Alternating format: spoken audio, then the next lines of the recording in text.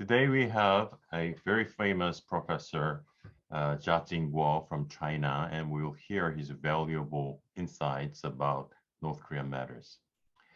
So first question is about China's position and response to increased missile tests these days of North Korea.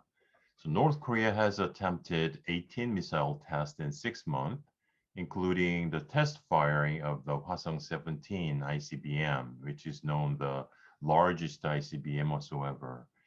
What are Kim Jong-un's intentions behind North Korea's expansion of nuclear and missile capability?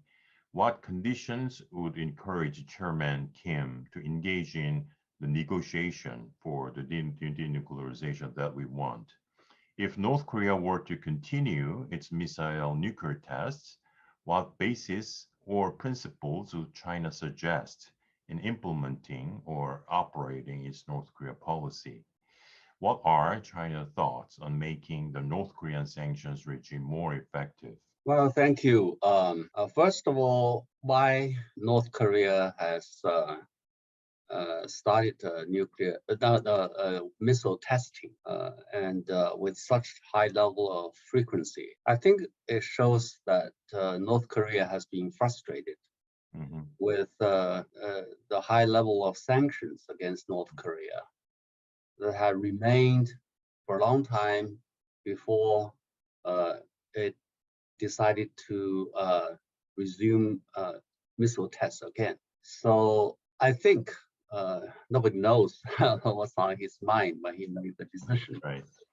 But I think he felt that this is a way to pressure South Korea and the U.S. to rethink its sanctions position. In other words, North Korea had refrained from testing missiles and nuclear weapons for a long time, and then the sanctions should be lifted, or at least partially lifted. But the U.S. and especially the U.S.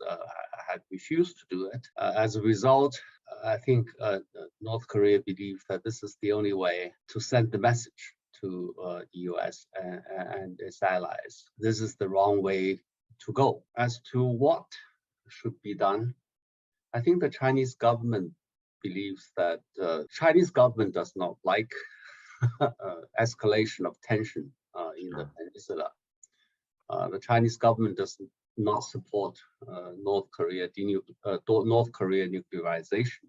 The Chinese government believes that share the concern of North Korea that certain sanctions should be lifted, show its appreciation of North Korea's adherence to the no testing practice.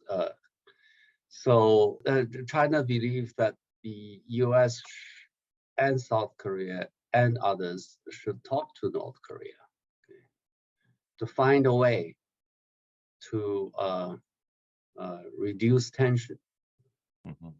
If the best way to persuade North Korea, I think from the Chinese government perspective, is to talk to North Korea, reduce its insecurity, and then find a way to encourage it not to resort to nuclear or missile testing to ensure its security. And for that to happen, I think the U.S. and from the Chinese government point of view, the U.S.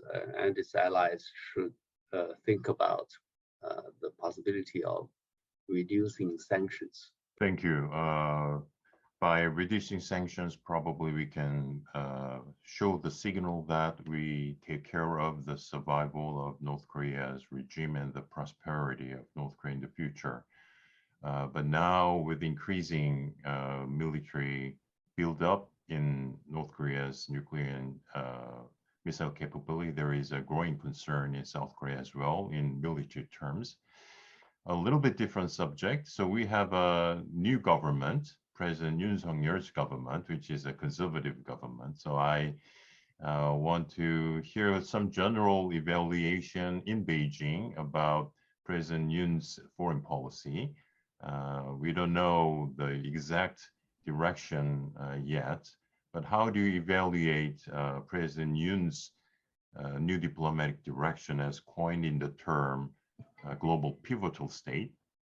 And how do you interpret Yoon government's policy to strengthen, basically because of the rising tensions coming from North Korea? So we are trying to strengthen the deterrence stance vis-a-vis North Korean nuclear threats by strengthening the ROK-U.S alliance. And also, U.S. is trying to have a more robust cooperative mechanism between ROK-U.S and Japan in dealing with North Korean threat. So there is some dialogues and advancement in doing this trilateral cooperation between almost three countries. So how do you deal with this situation? How do you evaluate the future trajectory of the security situation in the Korean Peninsula? I think the new president of South Korea wants to enhance its security relations with the U.S. and possibly with other U.S. allies, including Japan. It's understandable. It has its own security interests, especially facing the North Korea challenge. But at the same time, I think one way is to build up deterrence. The other way is to seek for dialogue and consultation. I think both ways should be practiced. Both approaches are necessary.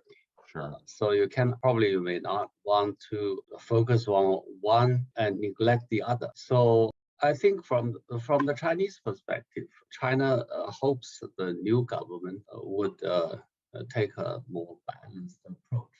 On the one hand, you should show to North Korea that pursuing the nuclear approach is counterproductive to North Korea's security. On the other hand, you should provide North Korea with an opportunity to change its strategy, to focus on its economic development and domestic stability rather than confrontation by focusing on nuclear strategy in pursuit of its own security. So South Korea government this is probably from my perspective, the best approach the South Korean government can take to ensure its own security. And I think in the process of doing so, the South Korea government probably should also balance between its relationship with China and with the U.S.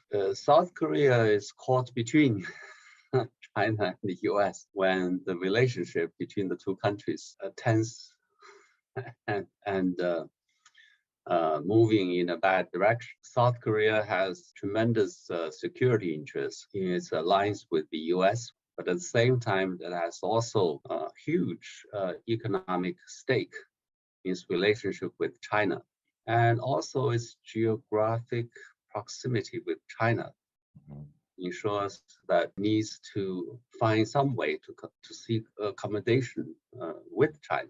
So South Korea probably does not have much of an alternative to taking a more balanced approach and taking a neutral position as much as possible in the conflict between China and the U.S. I think probably this is the best strategy for South Korea to ensure its own interests. Thank you very much. Very insightful. Third question, you touched upon the relationship between United States and China. So after a series of missile or even nuclear tests, we think there is a slim chance of resuming the negotiation for denuclearization. And for that to succeed, I think the cooperation between United States and China is very much essential.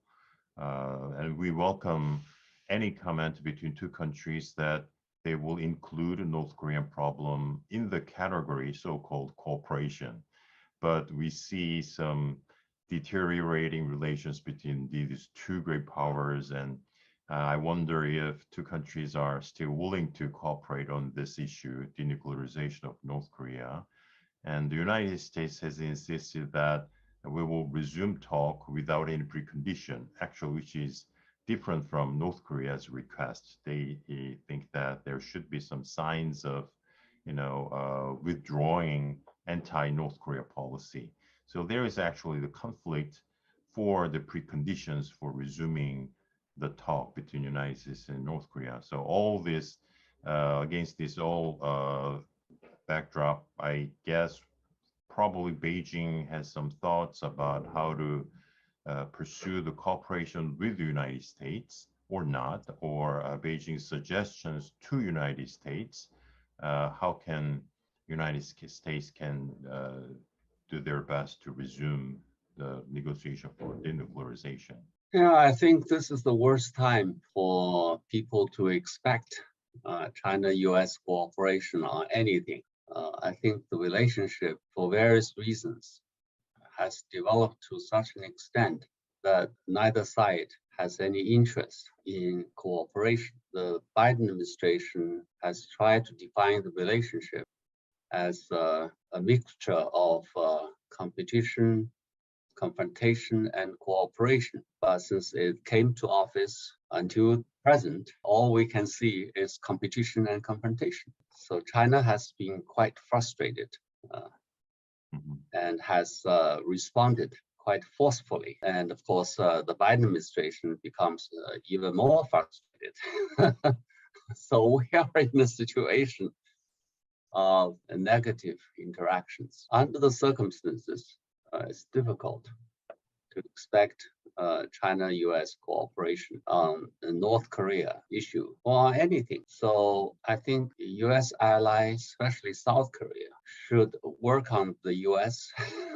to persuade it to take a more pragmatic approach on China and make the North Korea nuclear issue as an area for cooperation rather than competition or confrontation. I don't know how to do that, but I've been telling my American counterparts, friends, that the U.S. should rethink its policy of confrontation with China. It will not get U.S. anywhere. It will hurt China and also hurt the U.S. in the long run. But whether the Biden administration would listen or not, that's an issue. That's another question.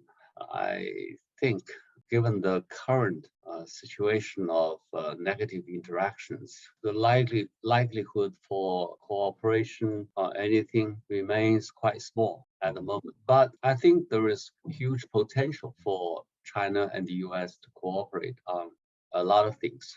Both countries are stakeholders of the existing international order. They have a lot of vested interest in cooperation for their own respective interests rather than, just for others. But for that realization, it will take time.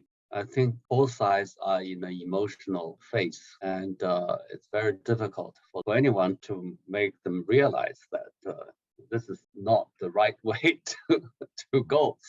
But recently, we do see some signs of moderation of the relationship. The high-level officials are meeting. Defense ministers met during the Shangri-La dialogue, and Mr. Yang Jiechi and Sullivan met for a long time. And also, according to the news stories, President Biden and President Xi are going to talk to each other over the phone. So these may be signs for at least moderation of the relationship. But I think as long as they talk to each other, they have to find that the relationship is so important to each other, and then we have a lot of shared interests, including on the North Korea nuclear issue. But whether that will happen also depends on domestic politics of both countries. Neither side, until now, feel impossible to show any sign of softness. Whether we'll find a time when they can afford to be soft on each other, that remains to be seen. The U.S. would have the midterm election very soon. and China is going to have the 20th Party Congress. So both have to remain principled dealing with each other. Okay, you gave us a very comprehensive and also very frank evaluation of what's happening between the United States and China, and also very good suggestions about how South Korean government should approach the North Korean nuclear problem. And I also really hope that U.S. and China will think North Korean nuclear problem as as you said, a common interest, and try to find a way for more cooperation. So on a little bit pessimistic note in the short term, but with some long-term more optimistic note, I think you gave us a very good prospect and evaluations about North Korean nuclear problem and also what's happening in East Asia. Thank you very much, Professor Jia. We hope that we can have you again in the future. Thank you very much. Thank you. It's a great pleasure.